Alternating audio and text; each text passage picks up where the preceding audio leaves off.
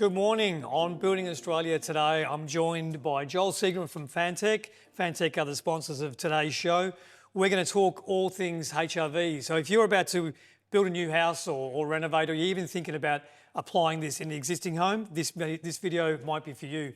Let's get started. So Joel, tell me a little bit about your role with Fantech, your background, and how you came to be what I'd say the authority on all things HRV in Australia at the moment. Yeah, thanks, Andy. Great to be here today. Authority is probably a really generous word, but I love to know what I'm working with there. Well, your name always comes up, so. Thanks, mate. It's too kind. So in essence, my role at Fantech is a little bit around product development, strategy, and ultimately sales for MVHR or HRV units. We kind of mix that phrase up a little. So I've been in that space for probably about 10, 12 years now. So we've got a team of people work in that space. And Fantech is a business that's really specialised in air movement and a bit of acoustic stuff for more than 50 years now. So we've got a good sort of grounding in that ventilation space. Yeah, okay. So there's a lot of history before before passive house, purely ventilation. Correct. Yeah, Yep. okay. Yep, yeah, yep. yeah. With a HRV system, one of the questions I get is, what about the existing systems people are familiar with, like exhaust fans? So can you explain how HRV system is essentially going to replace all of those previous systems? Yeah, mechanical stuff. So our code's interesting in that we talk about mechanical extract from bathrooms, and that's to get rid of odour and moisture and bits and pieces. And so that's what we've seen in conventional houses of more recent times. In the early days, they actually had just operable window as a requirement for bathroom and toilets, which is kind of a little bit lame. We still rely on it a little bit, but there's a better way. Correct.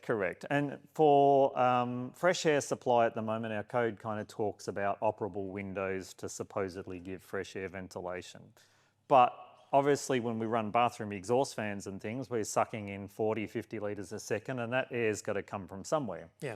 And it's got to come ultimately from outside the building. So if you live in a climate that's cold or hot, then you're making some uncomfortable conditions when you use an extract-only type strategy like that. Yeah. But when you go to a balanced HRV system where you're supplying the same quantities you extract and you're using a heat exchanger, then that's going to give you much higher efficiency in terms of heating and cooling, and it's going to give you better comfort conditions.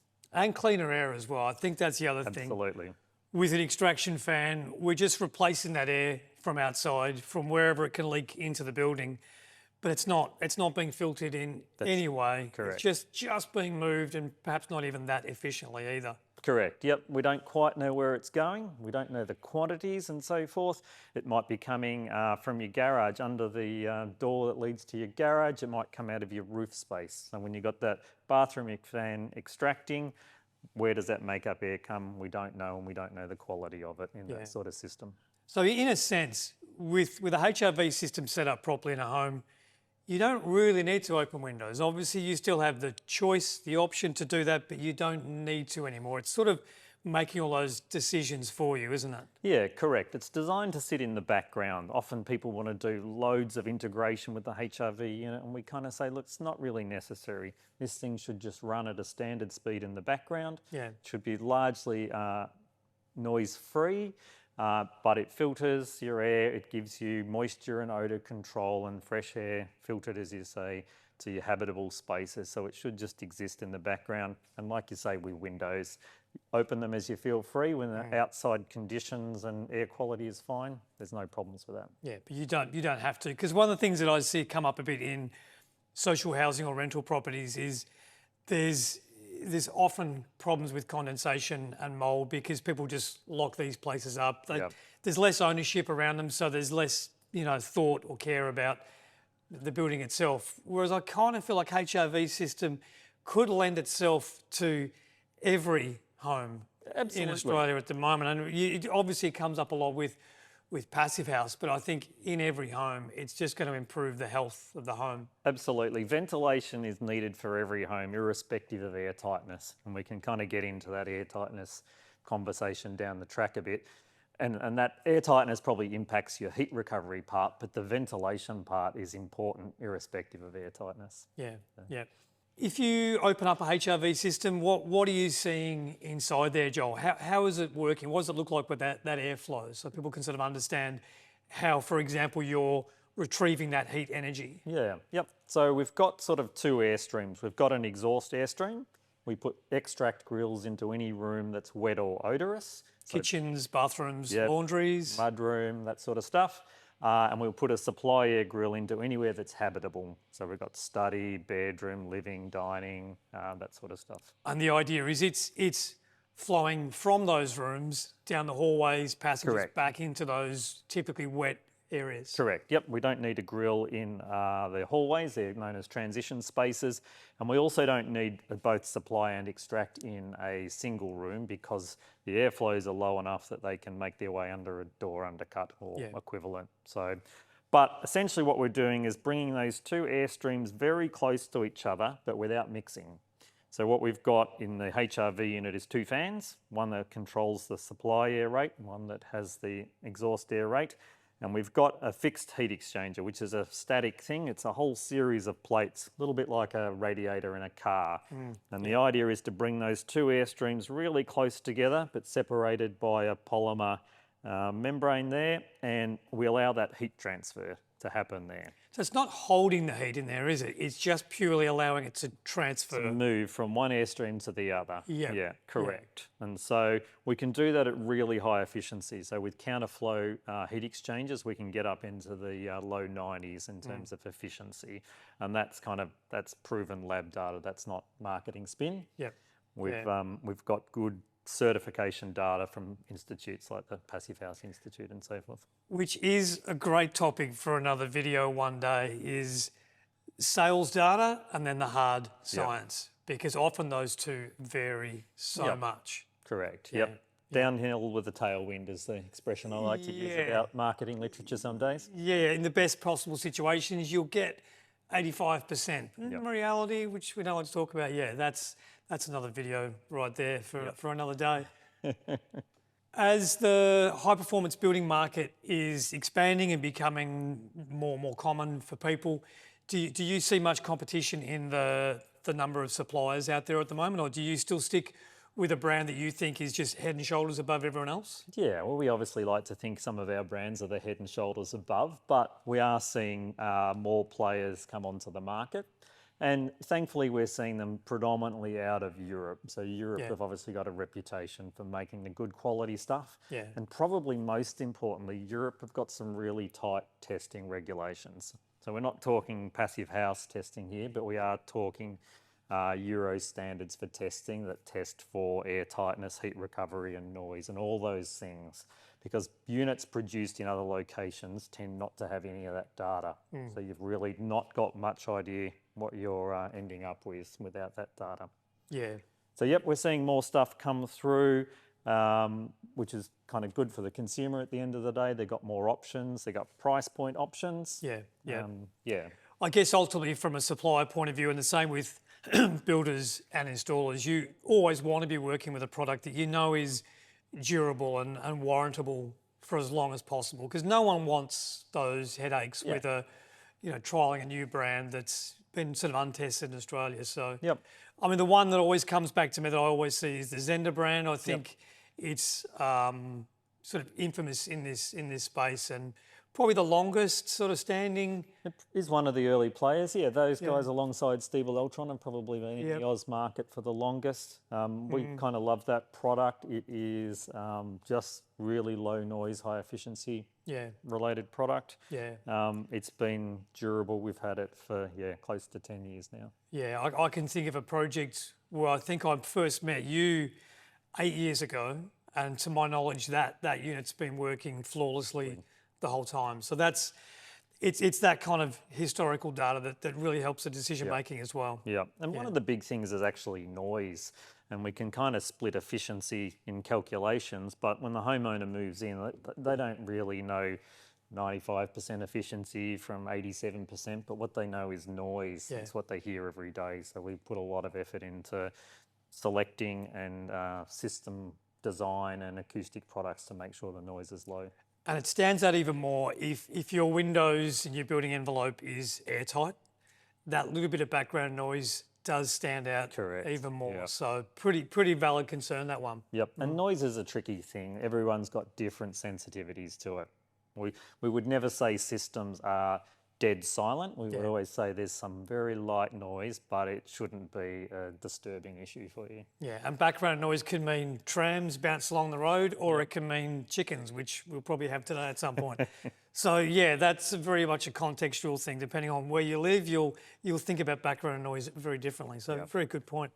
So at the moment, the current code, the NCC, is there any reference to HRV at the moment? My understanding is we've got guides to do with ventilation, air movement in general, but in terms of HRV, Yeah. do you reckon we're going to see that anytime soon? I don't think it's anytime soon. I'd love to be proven wrong on that. Yep. What I think we'll see is a little more stringency around air tightness. Yep. And so these things work hand in hand. So if we go back just half a step, we've kind of got the building code coming through with, and we'll talk specifically for residential here, given that's probably most of our audience. Yep.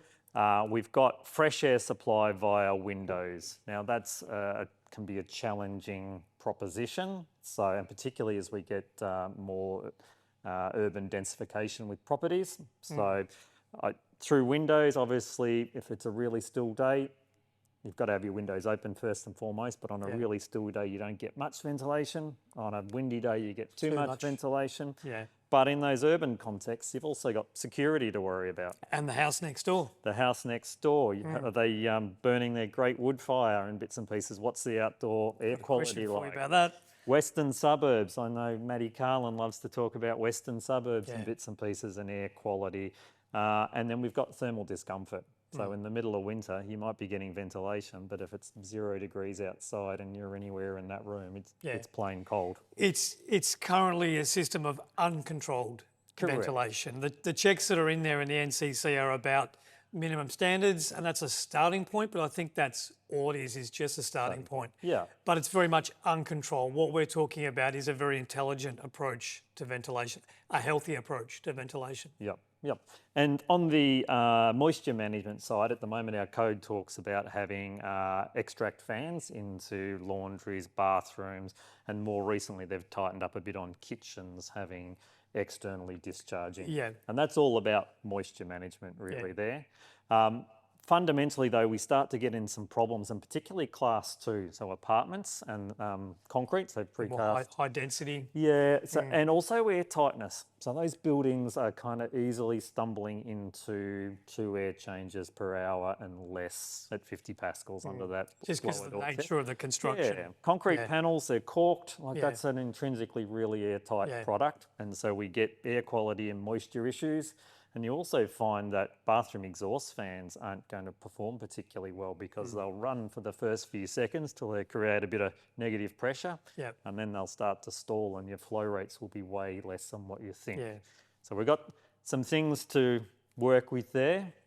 We need some increased stringency around air tightness, but then we need the matching ventilation. To back it up. I mean, it's interesting when you talk about class 2s, we don't have big concerns about, well, not so much concern about durability because they're concrete structures predominantly, but in most domestic constructions, we're talking about timber frames. So I think the other part of all this that's a long-term benefit is the durability of homes with correct ventilation, because we are starting to see the issues with this now where you're seeing timber frames that are just badly impacted by poor ventilation. So that's why I think it probably needs to be enshrined in law to say this is the minimum standard for active, intelligent HRV in every home. Correct. And it doesn't have to be expensive, because my understanding is it can be supplemented from some other form of heating or cooling in the building that will no longer be required. Yeah, so we've got a bit of a mix of things going on there. One of the challenges in low spec homes is the low temps we get in there. So when you see them running in winter at 12 and 13 degrees, there's lots of moisture and condensation. So we've got to kind of, make sure we've got that ventilation model set up. The higher we can have those thermal performance things, the higher our temperatures stay in winter. We've actually got less of a problem in that. But you're absolutely right on the durability stuff. The HRV is not just about indoor air quality. It's actually about getting rid of that moisture that will continuously migrate through your building fabric. And will never be seen. And will never be seen until someone strips or starts to feel the effects Yep. of mold growth and bits and pieces come through. Yeah, it's a little bit like a bathroom leak. I mean, I've had this in the past where someone will ask me about a bathroom renovation and they'll mention, oh, there's a bit of a wet spot there. We think it might be leaking. And you sort of peel back the layers. It's like, it's gone. Everywhere. And you haven't known for Yep. 10 years that you could have done something about it. The tip of the iceberg, isn't it? Yeah. By the time it's come all the way through your plasterboard, you've got a decent problem in the back. It's a scary proposition. I remember, Joel, yourself and Cameron Munro did a presentation at the Thrive conference, not this year, but the previous year, to speak about ventilation strategies, I think in the context of in airtight homes as well. What are your thoughts on specifically range hoods in kitchens now? Yeah, okay. So it's a little bit of data that's probably been missing in the high performance space to some degree, and particularly perhaps in the passive house space where we've historically seen recirculating range hoods. They're ones where the intent is to capture the grease and so forth, but they don't do anything for moisture. And what we'd sort of speculated for a while was they weren't going to do much for PM 2.5 particles because they're the really fine things you generate when you fry and so forth. Yep. And the other option to a recirc is an externally discharged. But the reason that sort of passive house space hadn't really leapt into there was the complexity that comes needing make-up air. Obviously a range hood, high volume device might be doing 100 to 200 litres a second. We need to make sure there is some make-up air provision for the same reason. And just to unpack that a little bit, essentially what needs to happen in that situation is you're running two fans.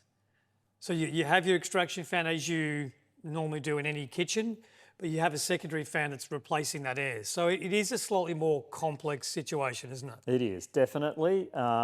And it's also super critical if you have combustion heaters or combustion devices in your building because we don't want negative induced pressure there.